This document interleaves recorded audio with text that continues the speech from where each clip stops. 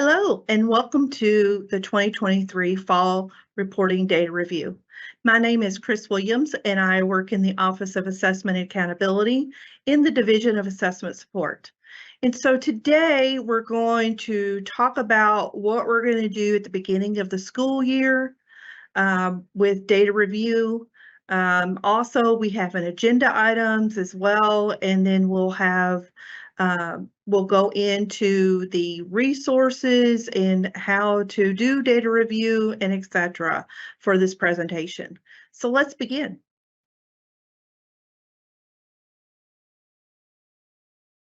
Now, you'll notice that on our agenda, we're going to talk about data review. Why do we need data review? We're going to talk about the process of data review, some tentative timelines for reporting of the data. We're also going to talk about what your priorities are going to be when you're doing data review. Also, some features of SDRR and some steps. We'll also hit on to cohort, also post-secondary readiness scores.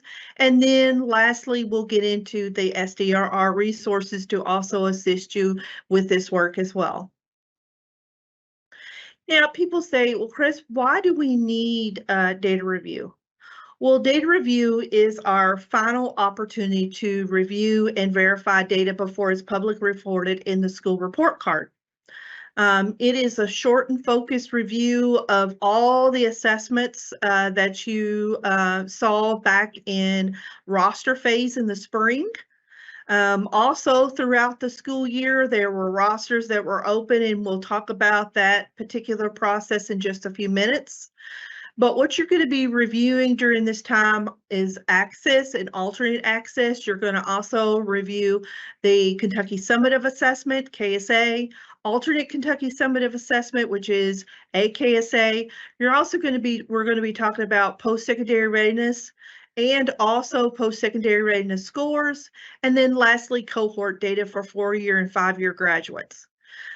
This should be a short and limited efforts on your part as school and district staff.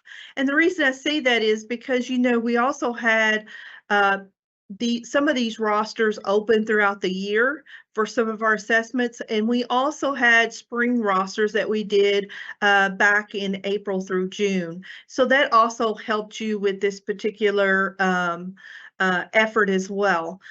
And so, like I said, this is your last time to be able and your final opportunity to make any individual changes to your students for all of these subjects in the school report card and for these assessments.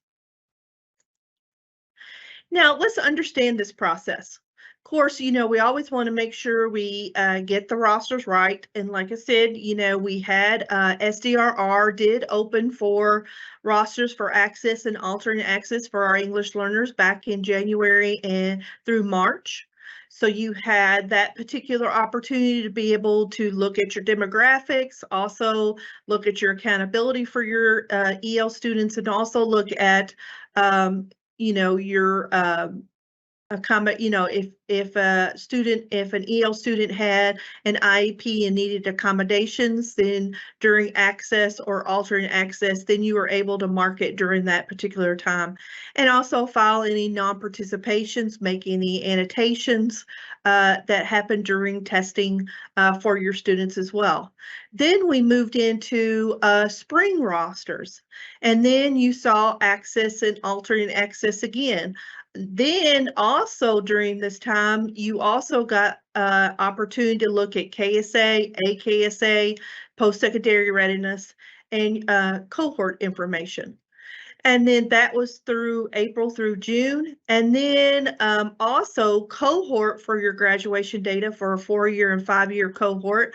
That has been open since February. And it went through all the way through July for that particular piece of it.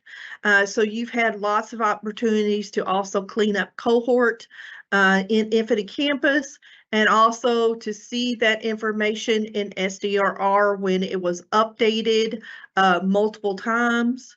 in that particular process as well. Now we're moving to the next phase. So we're getting away from rosters, and now we're moving to data review and cleanup. So this is your time during data review to be able to make any changes to your individual student level data changes, demographic information for your students. You want to make sure you review all that information, make sure it's correct. You know, we always want to make sure with demographics is to also look at, you know, not only the first name, last name, ethnicity, but gender, race. But you also want to look at, you know, make sure the SSID number is correct for the students, also their date of birth, etc. And then also to request non-participations if needed. You could do that during this time. Request any accountability changes if for mistake that you didn't do that back at spring rosters. You got one more chance to do that during this phase, and also mark accommodations for both your IEP students and your EL students. And people ask, well, Chris, do we mark our students who had a 504 plan? No, those you could have done as optional during back at rosters for in annotations column. But remember, there's no annotation column when it comes to data review, and we'll talk about some differences of what you were able to do because like one difference, that's one of the differences. Another difference is when it comes to data review, you can go in on your student listings and be able to make those changes directly there instead of having to go back to Infinite Campus and make those changes. But, you know, beforehand. But right now, like I said, you'll be able to make those changes. And if you make any changes to, you know, the demographic information for your students, you know, or any cohort changes that you also want to make sure that you always make sure that it is in Infinite Campus, because that's going to be an important piece. And your demographics, keep in mind, your demographics were based upon the 100 days of your 100-day students when you're the first day of your 100-day window back in spring rosters when your first day of your testing window began. So all of that demographics should be the same. Also, you know, you were able to do at rosters is to annotate and delete students off your rosters, which you should have done that. Now you're going to have what we call a roster cleanup. And if you did not annotate and delete a student off that should not have been on your roster, roster cleanup will allow you to be able to do that. And we'll show you some screens on that and be able to talk to you about that process. And then once this data review and cleanup is done, that will lead us to our accurate reporting of our students in the school report card. And then once school report card is publicly released in the school report card, then you will have what we call a 10-day regulatory data review that will follow public release. But remember, you want to, during this phase of data review in August, get those individual changes done, because one student could change, you know, your school reporting in the school report card. So that's, you know, an important piece to always look over everything in SDRR during data review at this time. And then let's go into some timelines for you and talk about when are we going to be doing this work. Okay, so for data review will open up in SDRR August the 2nd through the 10th. It will close on August the 10th at noon for new tickets, so that'll be the last time you'll be able to submit any new tickets and make any you know, changes to your students will be that August the 10th at noon. That'll be the last time. And like I said, this focus is on demographics, accountability, non-participations, marking your kids as their accommodations for IEP and IEP and our EL students. 504 students you will not be able to mark during data review. Also, then once data review has closed, then we move into what we call Quality Control Day. That's for our district assessment coordinators. That's tentatively to open on October the 17th. You will have spreadsheets along with this, just like you do in data review, but you'll have more information during quality control review on your spreadsheets than you will have during data review. And we'll talk about the spreadsheets, what you're going to see at data review and what's going to be on those and what's not going to be on those in just a few minutes when we get to the screenshot for that. Now, to get to spreadsheets, whether you're in data review or in quality control day, to get to that, you're going to go to the KDE web applications login. And you're probably saying, well, Chris, how do I get access to, the KDE applications login? Of course, you're going to get with your WAPOC, your web applications administrative point of contact in your district to get access to not only SDRR application underneath that KDE applications login, but also to student data detail. And that's where your spreadsheets will be under that particular applications. There will also be, during quality control, is a Google form that will have steps for you of what you're going to do during quality control and what you need to be looking for. And you'll have a checklist to be able to check off all of your tasks that you had and then sign off for that particular day. This day, quality control review, QC day, is always for big systemic issues. You can't make any individual changes during quality control day. Your individual changes are always done in August during data review. So just keep those two differences in mind.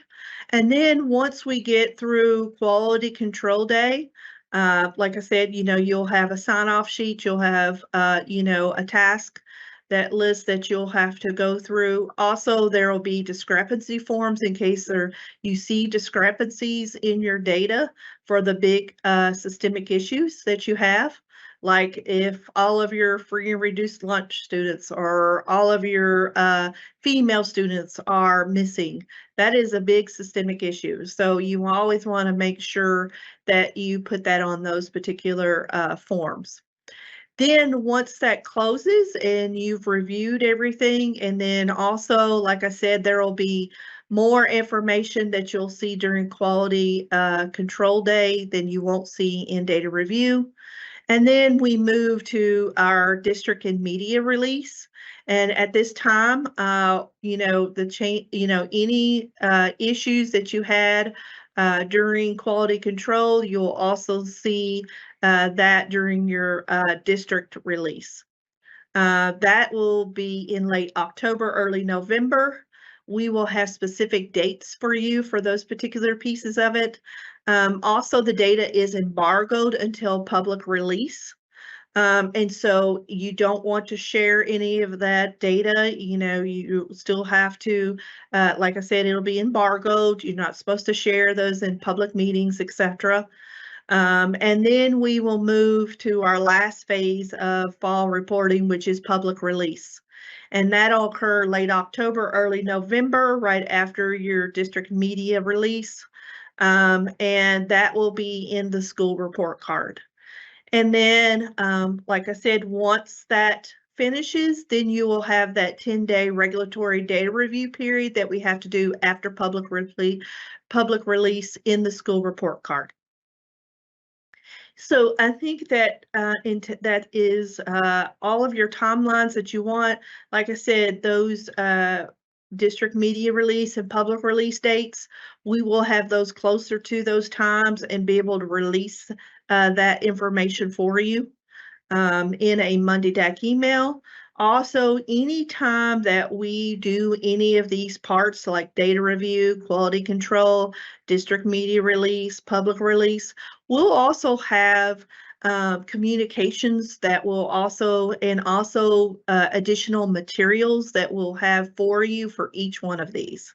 So don't feel, don't get overwhelmed right now. Let's just focus on data review in August, and then we'll move to the next phase and we'll get you ready for it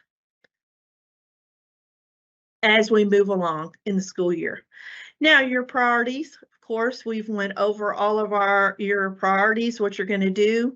Also, you want to also go into the, always check, your participation status using the spreadsheets, of who tested and who didn't test for your students, because that's always important.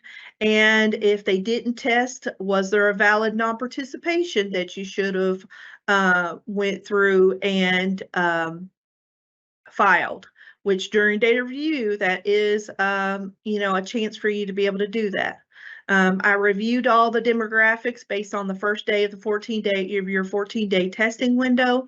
Also checking your lunch status and all of that, your disability status, that's, that you have, confirming ethnicity and race, we went over.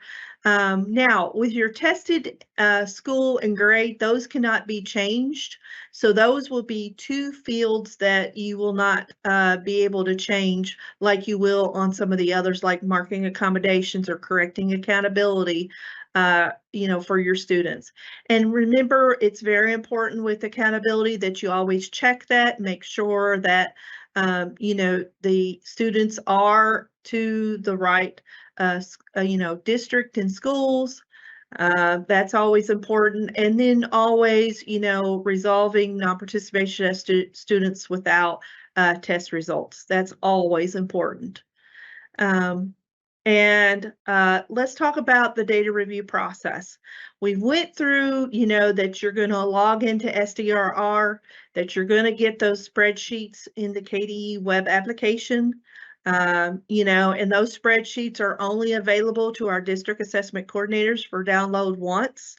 And then the DAC will distribute the appropriate spreadsheets to staff assisting with data review, only the ones who need it to or be assisting.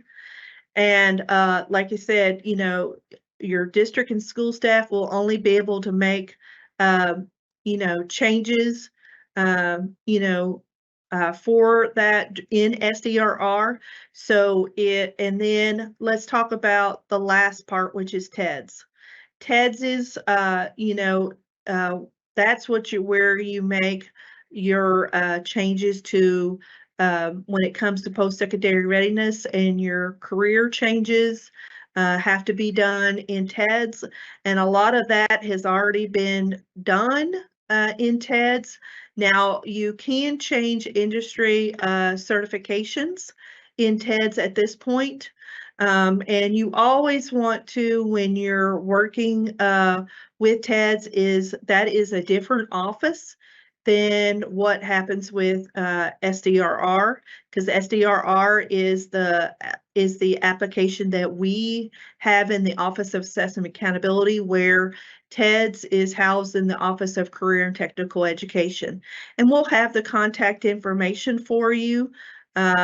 Soon on, you'll see who to contact for TEDS, and then to be able to work on that for that. Now, we talked about, for the data that will be, let's talk about what data will be available in SDRR. So your roster information has been loaded and matched to what our test vendor data is, because we had to go back and match, test data. Our vendor for our access and alternate access is WIDA, and their subcontractor for that is DRC, Data Recognition Corporation. They handle the access and alternate access data. We also had to go back to ACT to match that, with that vendor, to match the ACT junior administration, and also what you did back in the fall for the 12th grade. last year, and then in the spring was for your 11th graders. So we matched that test data. Also, we went through and looked with Pearson, who is our vendor for KSA, and then also we had our AKSA as well, and matched all of that data with all of our test vendors. And for an example, if a response booklet was submitted for a student to our vendor, or the student tested online and was not on your roster back in the spring, then the student was added to your roster by KDE, and you'll be able to see that during data review. Also, our rosters must match our vendor information as well from all of our assessments. Any changes that you made during the spring rosters will also be reflected now in data review. Also, data review, like I said, I know I keep telling you this, but I want to reiterate that one more last time. This is your last opportunity to review and verify student data before QC Day. And then no scores are in SDRR except the academic readiness for post-secondary readiness. And I'll show you some screenshots when we get into the SDRR part of it. And we'll talk about that particular piece. Now, here are some suggested steps for you to help with your work. And I've broken it down into what you're going to do in SDRR, what to do with, in the KDE applications login with your spreadsheets, and then also who your contacts are for TEDS. So for SDRR, we've gone over a lot of that. And then we went over, the spreadsheets and where do you download the spreadsheets. And you'll download those from Student Data Detail underneath the KDE Secure Web Application site that you'll go to. And you can filter to students to see who needs resolution, and you don't do the changes on the spreadsheets. You have to go back to SDRR and make those changes. And then your contacts, of course, for the Office of Career and Tech and Education is Holly Tracy and Claude Christian. And I have also, when you're in this PowerPoint presentation, you'll see that their emails are linked in here, and they'll be able to help you with any of the career data and also any dual credit data changes that need to be done. So just keep in mind that those particular contacts when it comes to career data and dual credit. Now, here's an example of what is possibly going to be on the spreadsheets and what's not.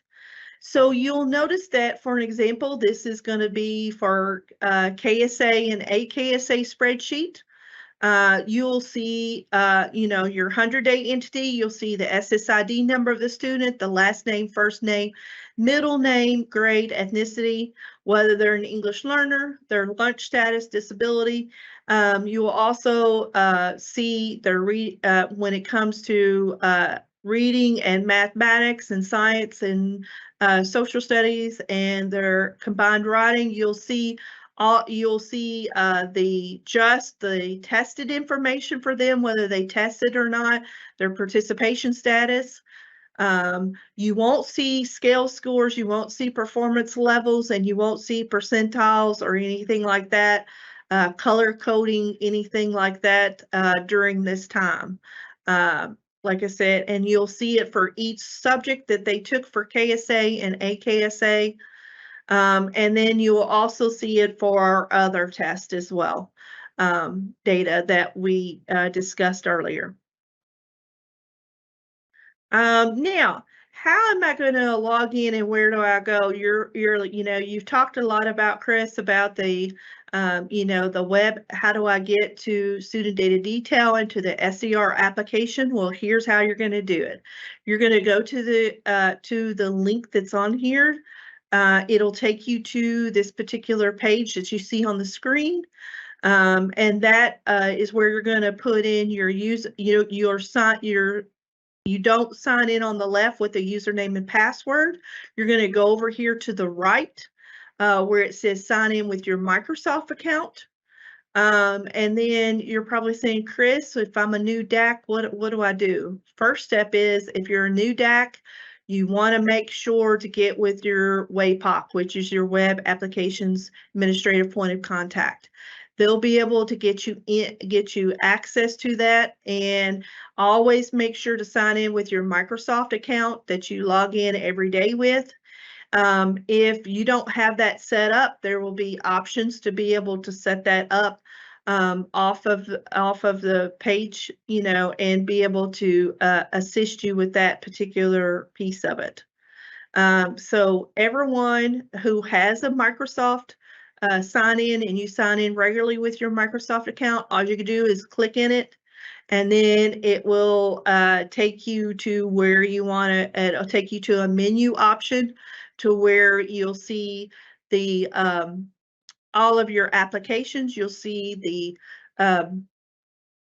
student data detail, and underneath student data detail, you'll be able to get to your spreadsheets.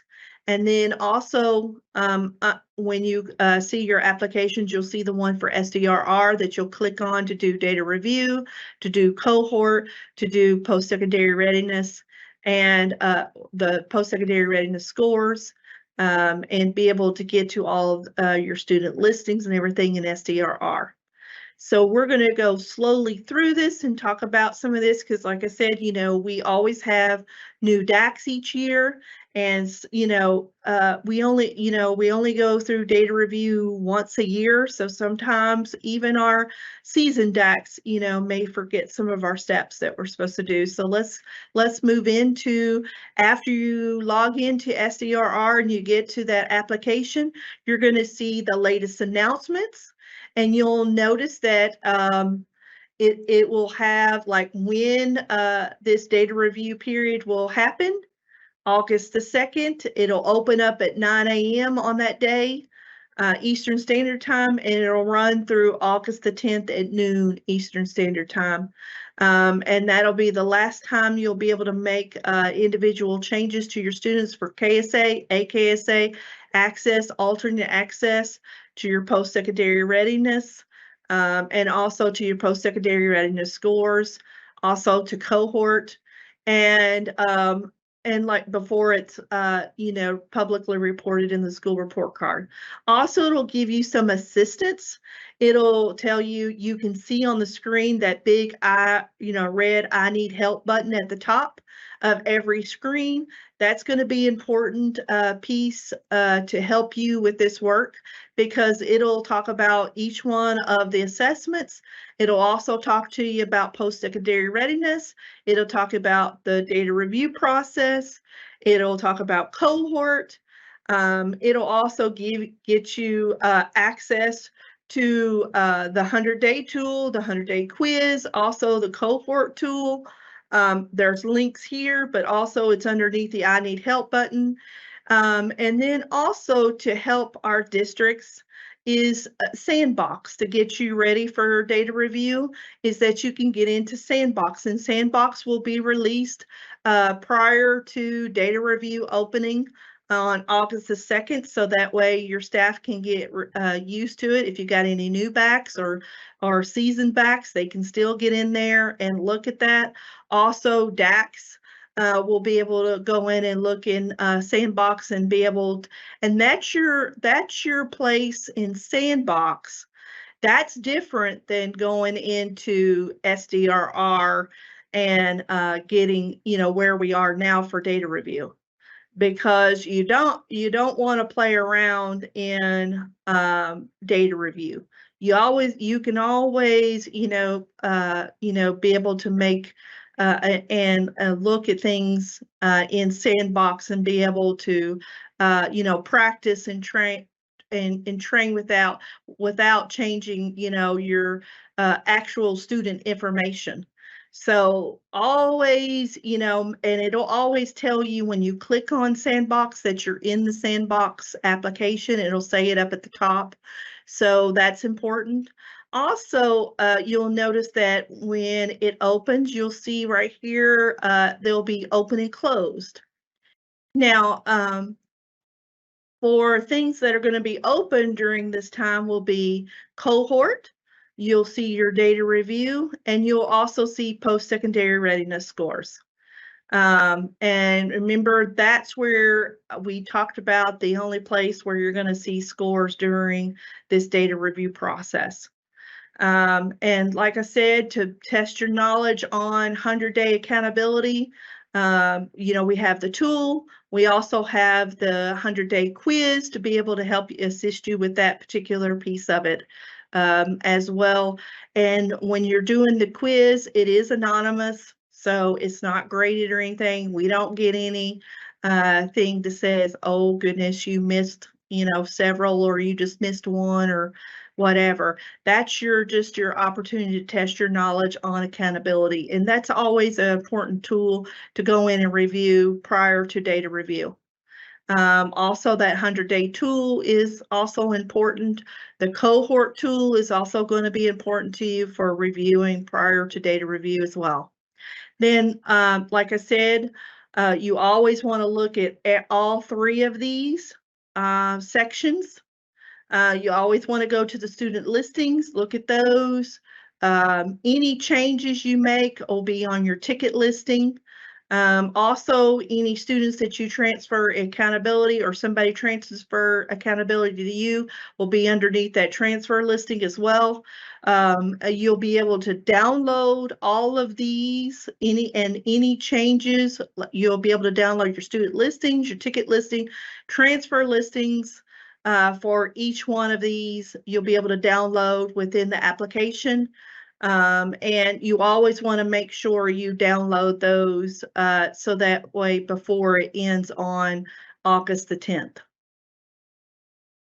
Now, if you forgot to download your rosters back in the spring, you could go to the closed section and go to spring rosters, and the only thing you can do at that time is just to download. You don't do any changes to spring rosters. So if you want to go get that, would be an important piece to have too when you get ready for data review.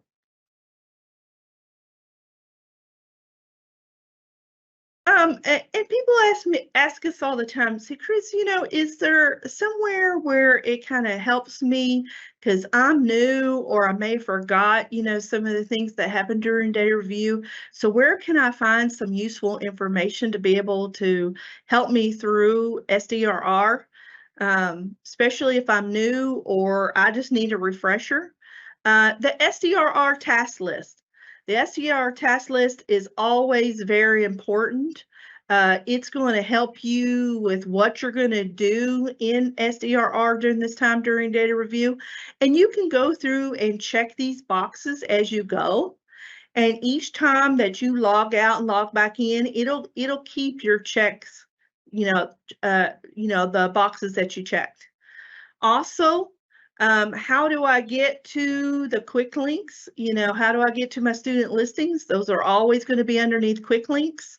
For data review, you can see all of the access, alternate access, AKSA, KSA, post-secondary readiness. You can see all of that underneath your data review student listings, or you can click on each individual one and look at them by test type. Also, you can look at your transfer listings to be able to see, like I said, who's going to be transfer accountability in and out to you. Also, download, to be able to download all of these student listings, you go to download. Any changes you made are going to be underneath our tickets, and we're going to talk about each one of these as we go through. So it's very important that you look at all of this information as you go. Now, like I said, here is the SDRR task list. It'll be blank until you go in and mark it. And then once you check the box, it'll show that it's completed. Quick links, you're going to get to all of your student listings on the quick links website, I mean, underneath quick links, excuse me, underneath data review. Tickets. Now, when we get to tickets, you'll see that any new tickets that are submitted, you'll see those. Those are the entire number of tickets that have been entered in an SDRR by your district. That'll be your total. Then you have your new tickets. Those are the new tickets that have been entered by your district but not have been approved or denied by OAA. You also see updated more information. That's additional information from the district to be able to approve or deny your tickets that come in. Then you'll also see the denied tickets, the changes that were denied by OEA, and those won't ever go away. And you cannot change anything on a denied ticket. The only way what you can do, you would have to open up a new ticket in SDRR. And then also you have closed tickets. Those were either closed or canceled before being approved or denied. On the ticket, it will list who closed it and when at the top of it. Your approved tickets, those are the tickets that have been approved in SDRR either automatically or after review by our Office of Assessment Accountability staff.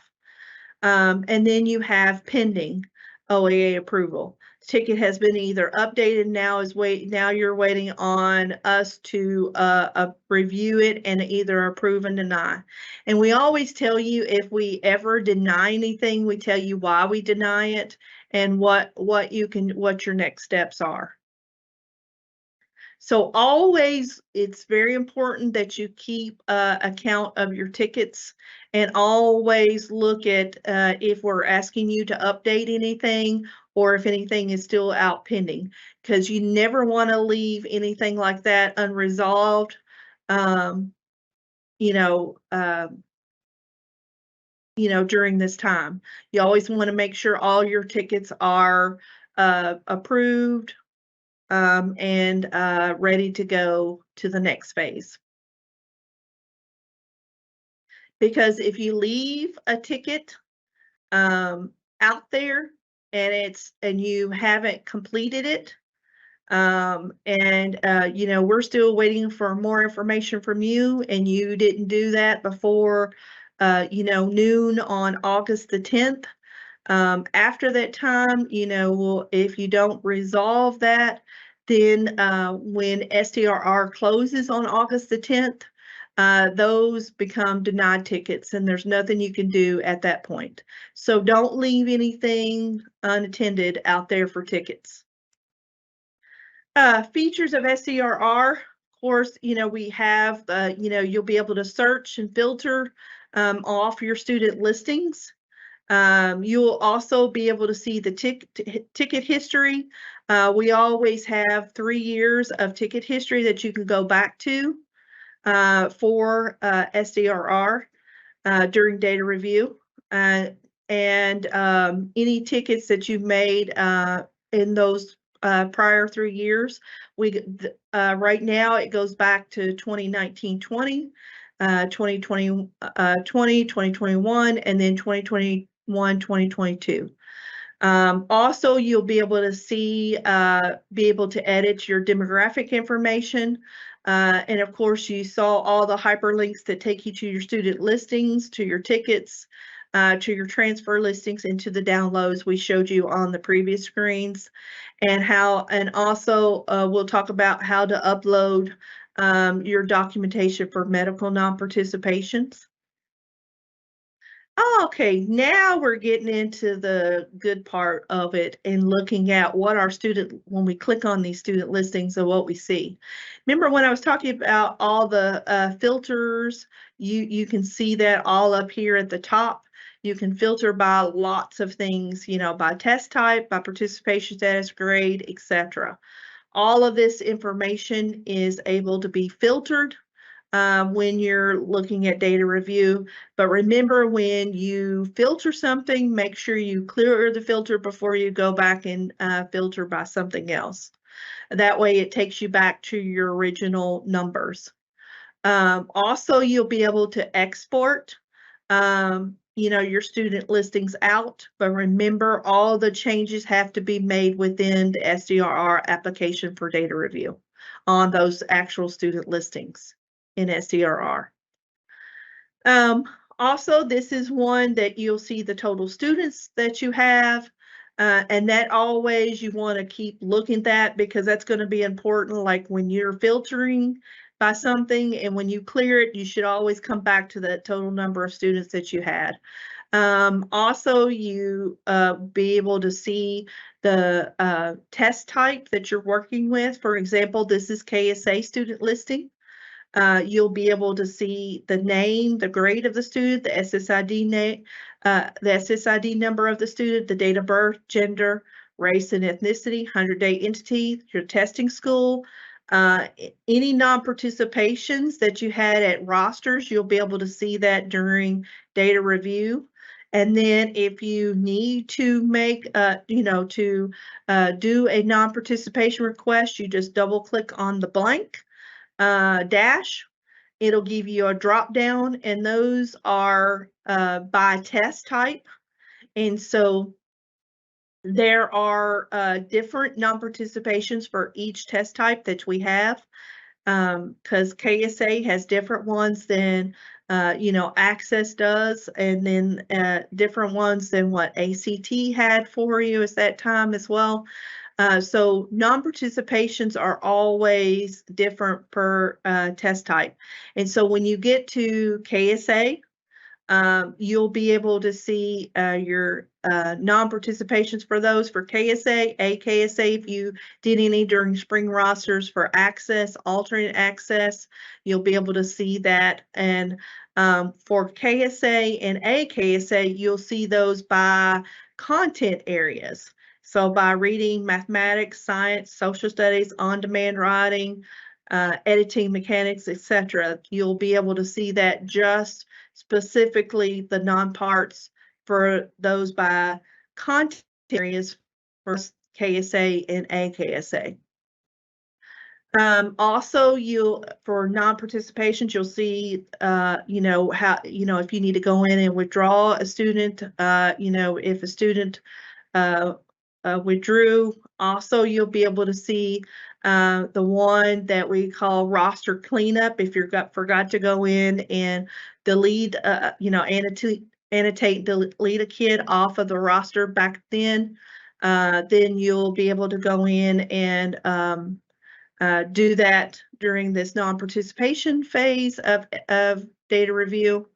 Also, there are others, and you'll be able to see that on the drop down, and we'll get into the specifics, especially with medical, because sometimes it's a little confusing for districts of where do I do it. Okay, so then when we then you can go in and see your lunch status, where it's free, reduced lunch, etc. You will also be able to go in and see if a student had an IEP or not. If they had an IEP, if there's a yes in that column, then you'll also see if they had accommodations during testing underneath the accommodations column. If you forgot to mark those, please make sure to go and mark those.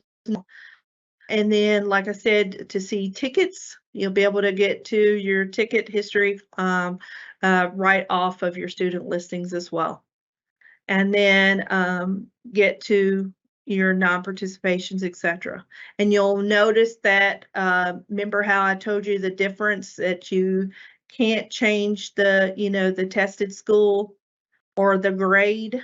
You won't be able to change those two fields. Those stay as they are, but you will be able to change some of the other fields that we talked about.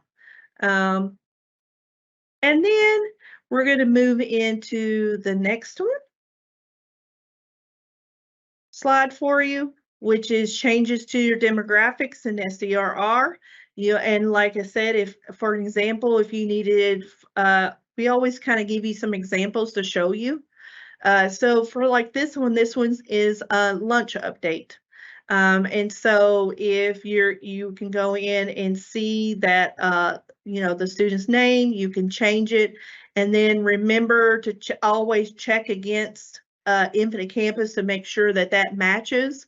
And then if you change lunch status, and you always want to make sure you update it. So that way it takes your changes. And that'll be for each of the demographic fields that showed you on the previous screen.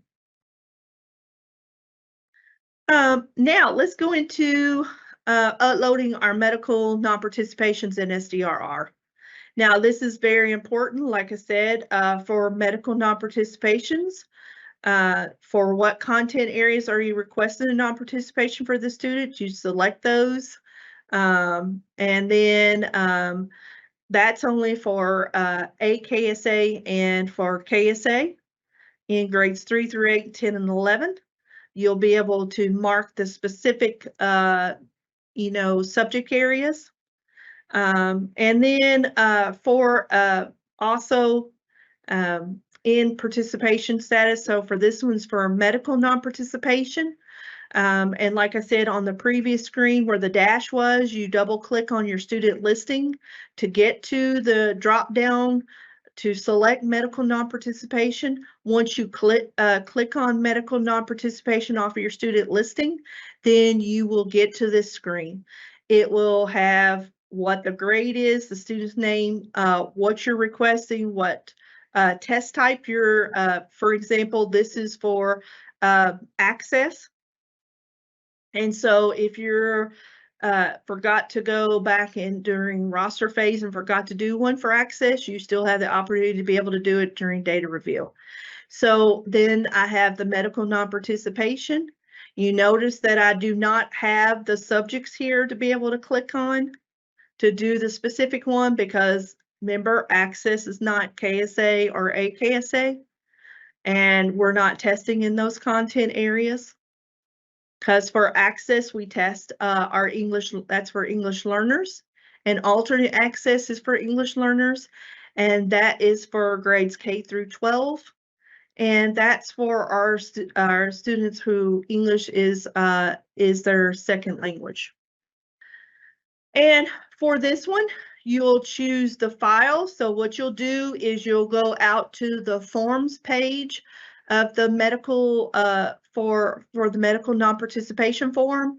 Make sure it's completely filled out with the signatures of the parents, of the doctor, superintendent, DAC, etc. All of that information. Make sure that if a student is on homebound services, that's marked. If the student was hospitalized during this time, the dates that the student was hospitalized, because those are important things. And then also the reason on that form, you want to make sure that that is completely filled out. And usually that has a lot of the doctor's information as well attached to it. But also, you will have to make sure that once you fill that out from the forms page on the KDE website, that you scan it, upload it to your computer to be able to find it. And what you're going to do is you're going to choose File and find it on where you've saved it on your computer, and then be able to upload it. And then if you need to upload more documentation, you could do that under need upload more documents. Plus, if another important thing is that we also, even though you have, a lot of the information from the doctor, we always want you to fill out this box about what is happening, what happened, from the school's perspective on this particular student, and what happened that you were requesting a medical non-participation for the student.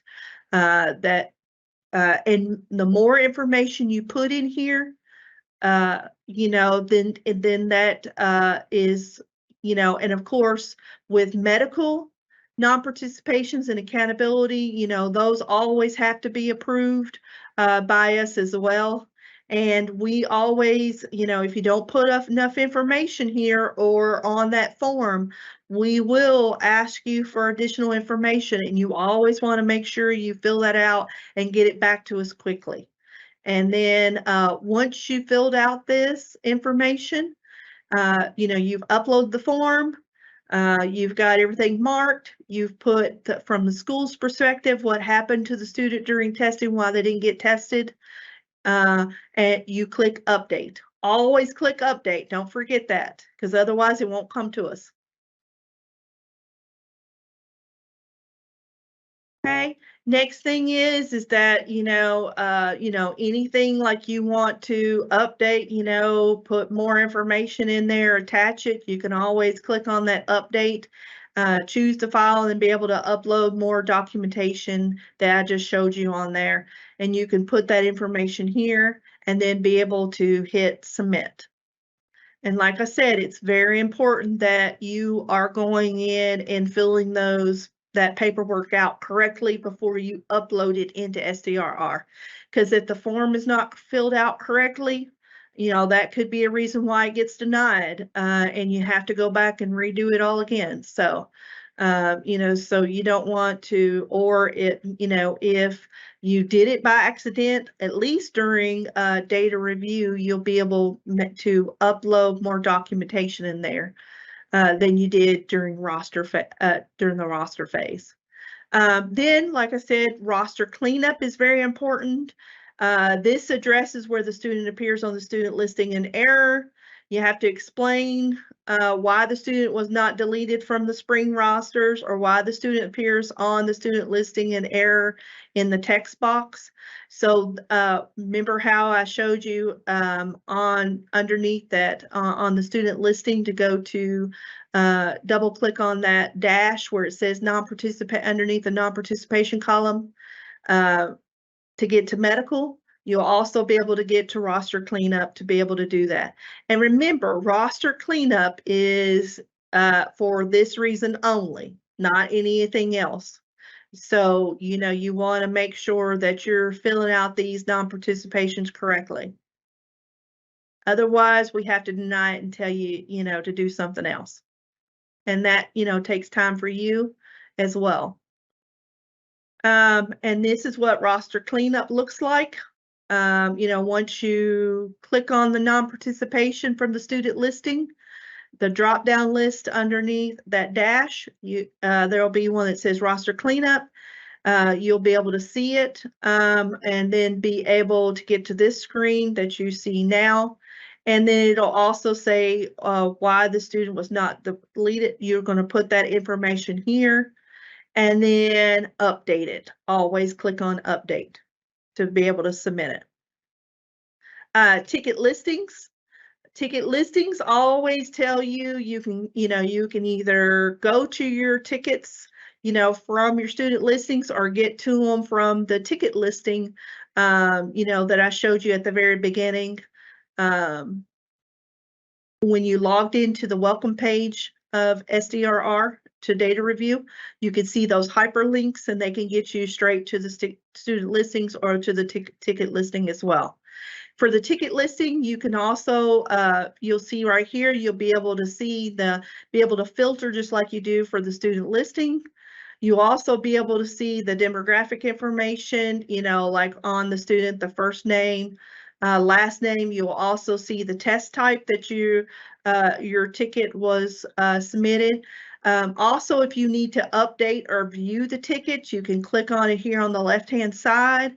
It'll tell who requested the ticket, the entity that requested it, what school that they're at. Also, the ticket test type, and then the date it was submitted, when it was updated, and the ticket status, whether it's approved, it's pending, it was denied, etc. Then you can also from here be able to edit your ticket, update it, and also there is a way if, for example, you're like, oh my goodness, I did a ticket for a student by mistake from student listing and I shouldn't have done that. You could be able to close that out from here as well. Any tickets that you may have done by accident. So just keep in mind, there's always ways we can update something or close it out and fix it for our students. And here's what I was talking to you about when it comes to, like the different test types and the non-participations by test types. Like this is for KSA. And another one I want to talk about, like I talked about, the medical, talked about roster cleanup when it come to KSA, but I forgot to talk about first year EL students.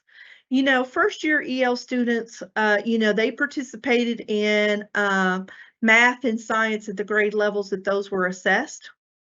But then for them, they took it for participation during spring testing for KSA.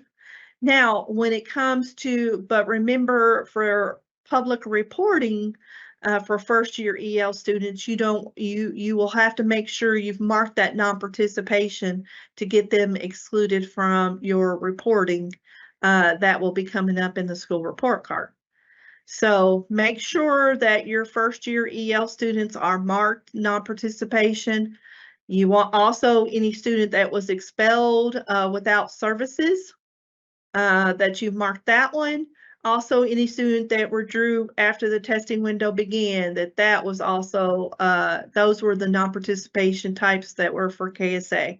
Make sure if you've got to do those, because a lot of times people do a lot of work and they get all of it done during spring rosters, which makes it less work they have to do during data review. And then you'll notice that for non-participation by test type for access, it's a little bit different. You'll see some of the same things like student was expelled without services. You'll see medical and you'll see roster cleanup and you'll see student was withdrawn. But then we have some new ones that we have for non-participations for our English learners. Like if they were initially fully English proficient on the screener, they should have never been, never tested with access. Because they were not ever, identified as an English learner. And then we have what we call a redesignated fully English proficient. That means they, after, students weren't supposed to be tested if they had already exited, back in August of 2022. So if you had students that should not have been on there for that, you would have made sure to fill out that one as well for our English learners. So like I said, there's different test types for each one of our tests, and it's very important that you do that correctly. Now we're going to move into cohort, and now cohort is your graduation data. And it's, cohort is based upon the first year in high school that the student is expected, their cohort graduation school year. You identify them there, as that's how the model is, and you have it for 4-year and 5-year cohort. This just kind of goes through and explains to you how you how you get the graduation rate for 4-year and 5-year cohort. This is also underneath the I need help button. Also with cohort, that's a separate section than the data review section for that. And you would click on cohort, and you always want to go make sure that your enrollment changes. For example, your G codes should have been made in Infant Campus. Those were supposed to be done back in no later than June 30th. Of this past year. And then also made sure that for your summer graduates, we'll talk about that here in just a minute. Demographic changes have to be made in SDRR. Of course, people ask, well, does cohort follow, our, all the student listings and tests that we do during data review? No, it does. There's no 100-day rule tied to cohort. It's where their last enrollment was in Infinite Campus, that's where they're going to be publicly reported for cohort. Now, the data for cohort will be last updated from IC is reflected in SDR as of August the 5th. And so we always go in and tell you when it comes to cohort, when you click on your cohort to get into that particular one, to get to your student listings, we always tell you when you click on that and it drops you down to cohort, we always tell you in that box when it was last updated and when it will be updated again.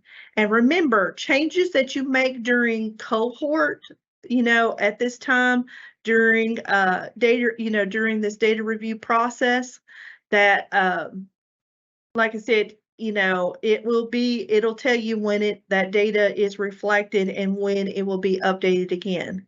And a lot of times if you make changes after the date that it's already been pulled and when it opens in for SDRR, of course you still make the changes, but those changes, like I said, may not be reflected in SDRR at that particular time, but it'll tell you when it will be. Also, students track back to A1, A5, or A6 school where the student was last primary enrolled. That's what I was talking to you about for both in-person and virtual students, unless the student was a verified transfer or was a KEC-SAC student. All right, now we got to the welcome homepage of cohort. Of course, districts can see the date the cohort data was last updated and the next planned update in the cohort section of SDRR. There are also the task lists, just like we saw, for data review. Also the quick links to get to 4-year and 5-year cohort. Also our ticket listings too that you can also look at too, as well, is to help you with the process when it comes to cohort. You'll notice that the on-time status last updated was 7/5, July 5th in SDRR, and so the next planned update for cohort will be 7/10, which will be July 10th. And that'll give us the latest information that you had from Infinite Campus for any changes you've made up until that point prior to that 10th. And then we will be able to see those during SDRR. And then also, like I said, your task that you're going to do is, review all your demographics. If anything's incorrect in Infinite Campus and in SDRR, if needed, when demographics are updatable, it'll let you know that. Review any in status and make corrections as needed in Infinite Campus. Review your end dates and make those corrections. And like I said, it's going to be very important when it comes to cohort, is looking at those on your cohort student listings in SDRR and being able to filter by that information, but also be able to see, how your current students, all of their demographics that we just talked about. And then it's very important that you also look at where they're accountable to, where they were last enrolled, because remember, that's where cohort is going to go back to. There's no 100-day rule for cohort. It's where the student was last enrolled. Also, you want to look at your on-time status here. Yeses means you're doing well. If you see no's, those are things that you want to make sure you fix during this time as well. And then another thing is withdrawal. Your in status is looking at these withdrawal codes, because a lot of this information you get for a cohort that you can, because people say, Chris, where can I find those withdrawal codes? Of course, they're in Infinite Campus, but also they're underneath the I Need Help button for cohort. When you click on that particular section, you'll be able to see that particular information and be able to get to those withdrawal codes. And they explain to you what information was there to begin with, and to assist you on what each one of those withdrawal codes mean. Also in our office, David Kurd is our guru who also handles this particular piece for Cohort, and he does a wonderful job of going through answering questions and things like that that come to him, as well, as well as emails that if you have any questions about your 4-year or 5-year cohort. Also, some reminders too is to review the last update of Cohort and SDRR, make any changes in IFTA-Campus, request your verified transfer if necessary. And also, we talked about the deadline, for G codes for our regular students was in June 30th. And we also sent out in the Monday Deck email, we've been reminding you about deadlines for Cohort with G codes and in status. And so you always want to make sure that, you check that particular, the Monday Deck emails for any communications that come out, around data review and Cohort, etc. But also there was a specific article on the deadline for G codes and for in status and graduation tab entered into IFTA-Campus for your summer graduates, which is July 31st.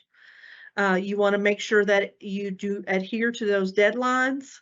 And it's always important that you, always put in the G codes, but also fill that graduation tab out correctly too in IFTA-Campus, because that also affects your data for Cohort.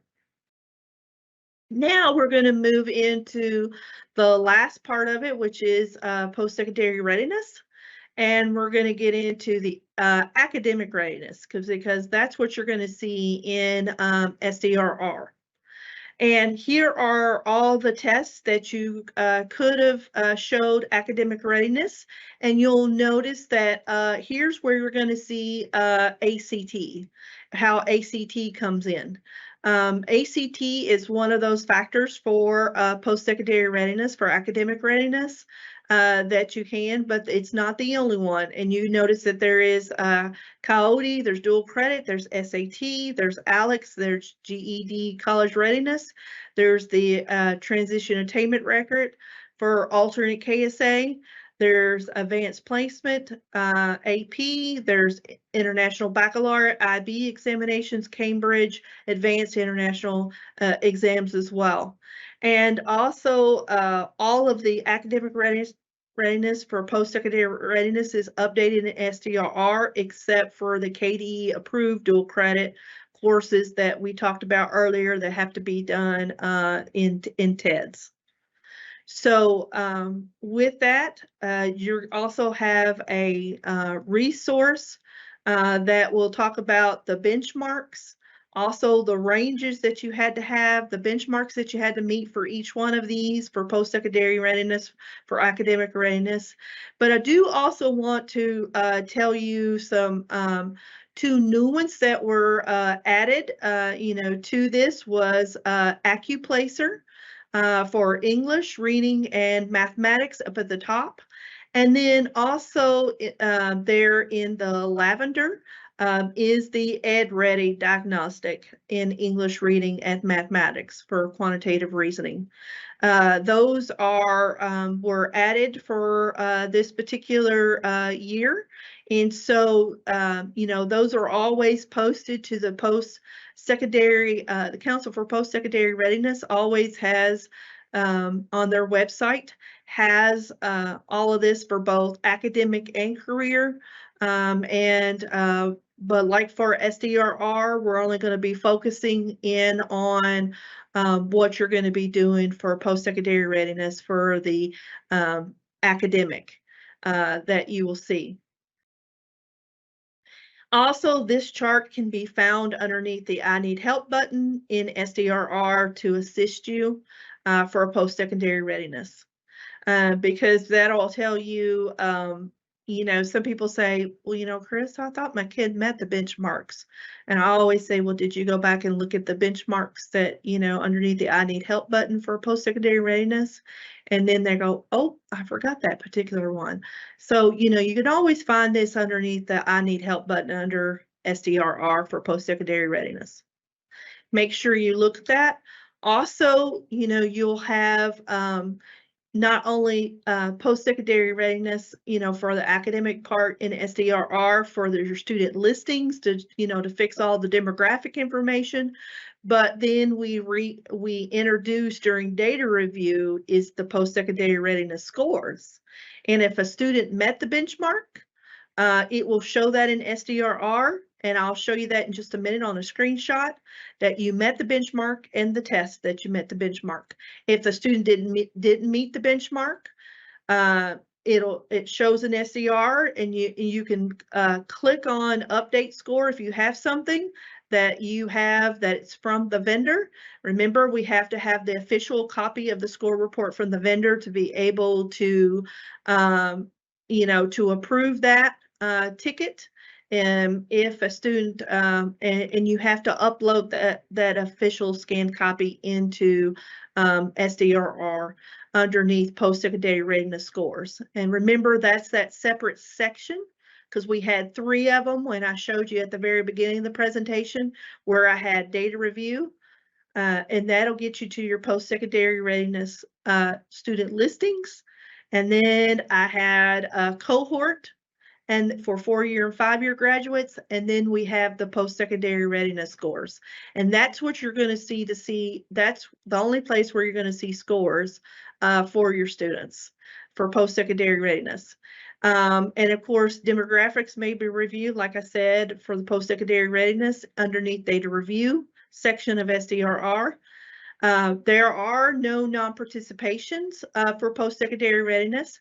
All students who receive a G code in Infant Campus are included for post-secondary readiness as well. And like I said, if you have an official score report and that students is missing and they met the benchmarks, but it doesn't show that underneath post-secondary readiness scores, you have to upload that official score report underneath this section.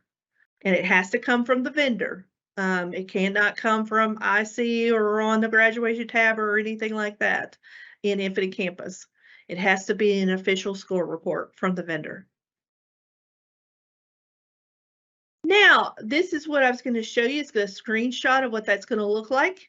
Kind of looks like some of our other things where you're able to, up at the top, be able to filter by the student information, the test type, benchmark, accountability, etc.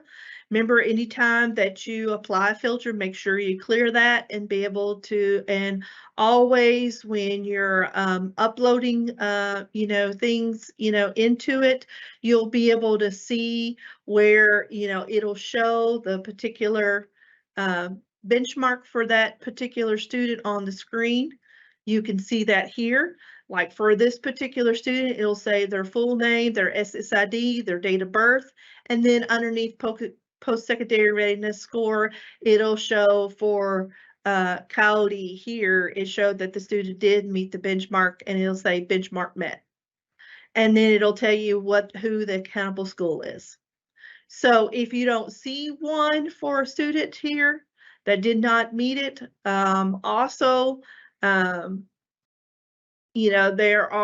here's one example for ACT where the student met it for English.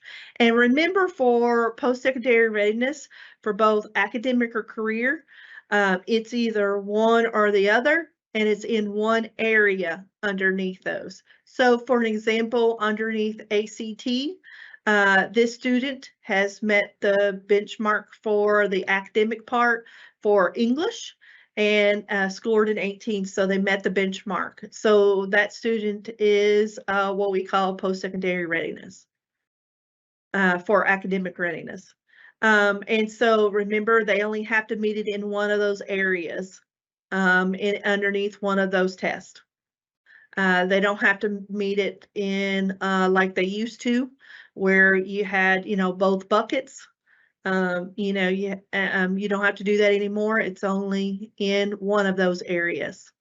So for an example, like for ACT and English, since they met it in English, they don't have to go through and make it in mathematics. And so that student will show that they did. Now you'll notice here in blue where you can update a record.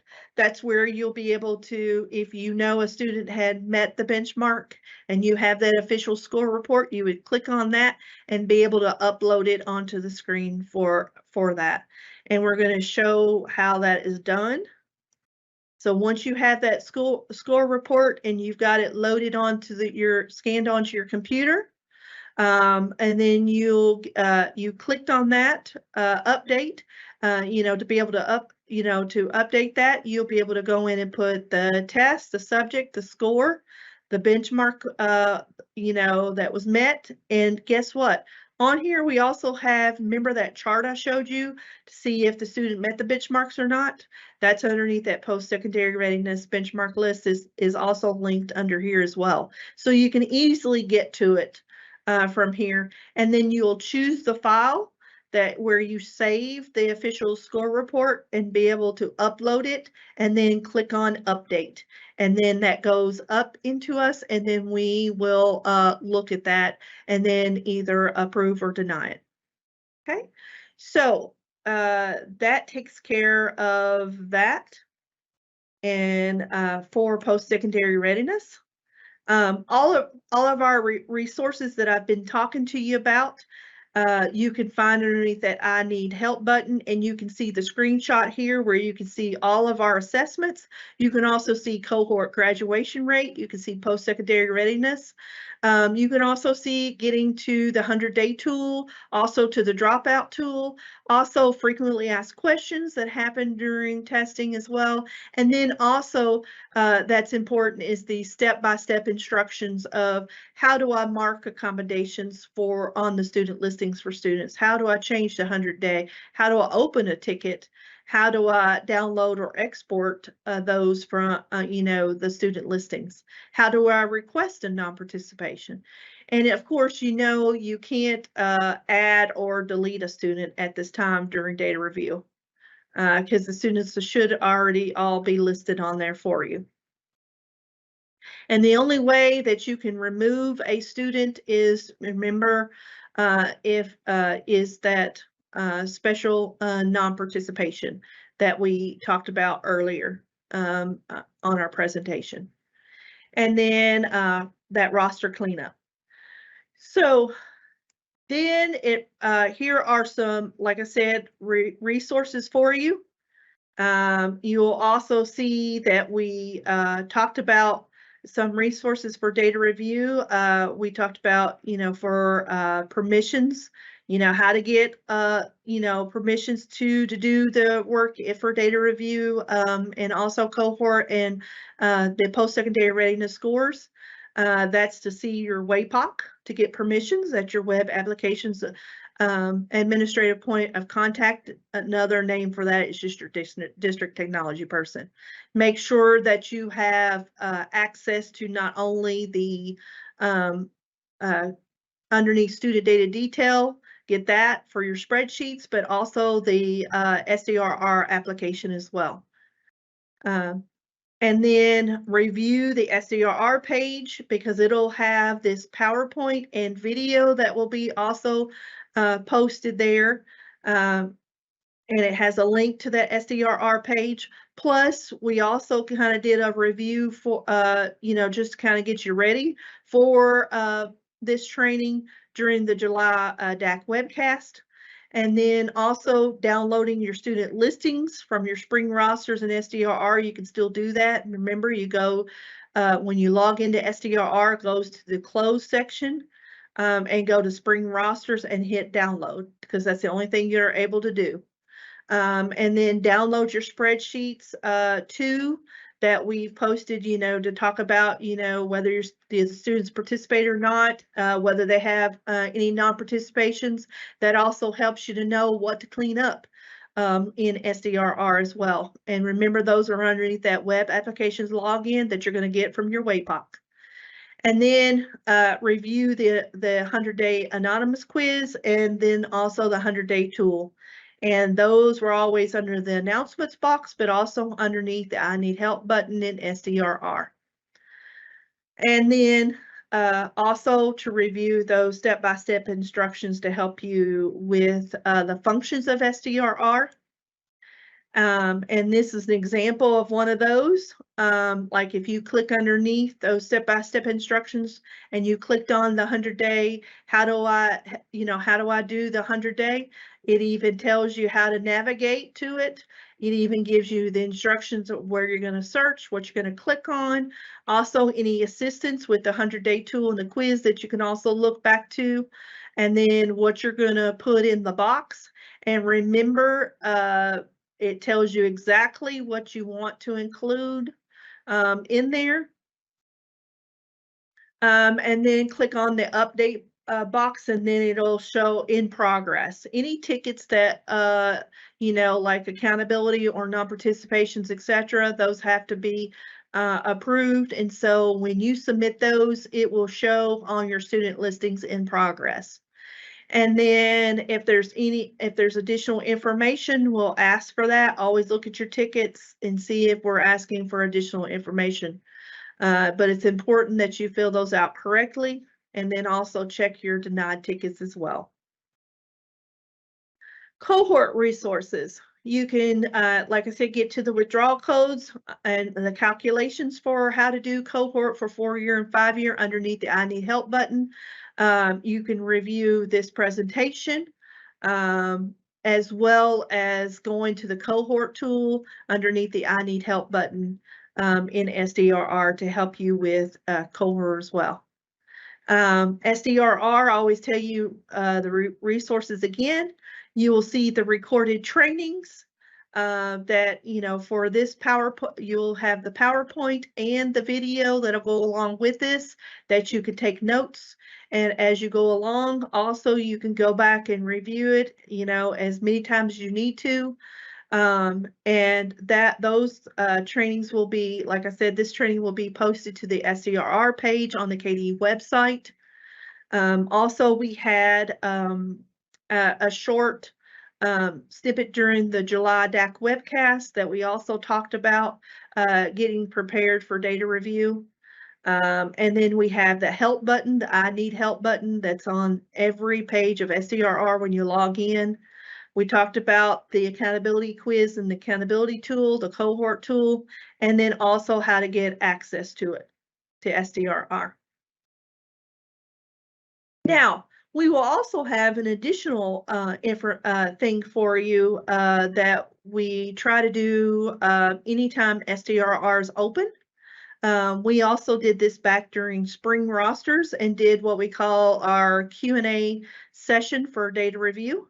Well, we did it for rosters, and now we're going to do it now during August. This will be August the 3rd will be when we will be doing this particular Q&A session for data review. And this is how you're going to join. You can join by Teams or you can call in. And when you do this, because remember, SDRR will open for data review on August the 2nd at 9 a.m. So we will host this Q&A session the next day, which is August the 3rd for this. And this is your time to be able to ask us any type of functionalities of SDRR. How do I upload? Can you just show me that? How do I get to my student listings? How do I get to the I Need Help button? How do I get to accountability tool? Whatever. This is not for specific student information because there will be other DACs and BACs that could possibly be on the call with us. And so if you have specific student information, you want to not do it during this time, you want to call our office and we can talk to you individually on individual for specific student information. But any type of functionalities, you can always call us and we'll be able to be glad to help you on that. Here's our contact information for any questions that you have for this. This does conclude the fall reporting data review training. If you have any questions, feel free to contact us, and we appreciate you taking the time, you know, as always, because we know it's a busy time at the beginning of the school year, getting school started and all the back to school activities that you have to do. But like I said, this is very important to our work and also to your work as well, is making sure the data is correct. And this is the last time that you can make those changes for data review, is during data review for individual student changes. So thank you again, and we appreciate you all. And love each and every one of you for what you do for our students on a everyday basis, because we couldn't do our job without you. So have a wonderful day and let us know if you need any help.